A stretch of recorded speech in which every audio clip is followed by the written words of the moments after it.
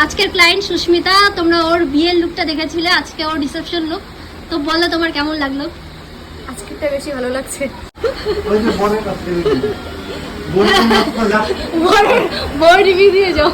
বর পাগলা হয়ে গেছে। বর সবই পাগলা হয়ে গেছে। খালি মুখে না, আমারও সেই ভালো লাগতেছে, মনে হচ্ছে ভিডিও করতেই থাকি। ওর শাড়িটার কালারটা খুবই সুন্দর, ওকে যা মানিয়েছে না, দারুণ লাগছে। আমি যেমন সাজতে চেয়েছিলাম তুমি তেমন সাজিয়ে দিয়েছো, আমার খুব ভালো লাগছে। না, তোমাকে খুব মিষ্টি লাগছে এমনিতেও দেখতে।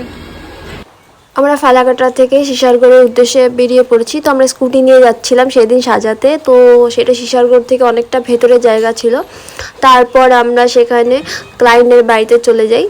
আর বিয়ের দিনও আমিই সাজিয়েছিলাম সুস্মিতাকে, আর রিসেপশনেও আমিই সাজাচ্ছি। তো দেখতে পাচ্ছ, ফার্স্ট আমরা স্কিন প্রিপারেশন করে ওর বেসটা রেডি করে নিলাম। আর প্রচণ্ড গরম ছিল, আর এত কারেন্ট যাচ্ছিল সেদিন যে আমাদের কাজ করতে খুবই অসুবিধা হচ্ছিল। তো এইভাবে কাজ করতে করতে আমাদের কাজ পুরো কমপ্লিট। তো এখানে আমাদের বেস পুরো কমপ্লিট, এখানে হেয়ার স্টাইল আর বাকি জিনিসগুলো বাকি। তো আমি ভেবেছিলাম শাড়িটা লাস্টেই পরাবো, কারণ অনেক আগেই শুরু করে দিয়েছিলাম। তো এখানে সৌরভ আমাকে ক্রিম্পিং করে দিচ্ছিল, আর বাকি যে পার্টি মেকআপগুলো ছিল সেগুলো সৌরভ হেল্প করছিল।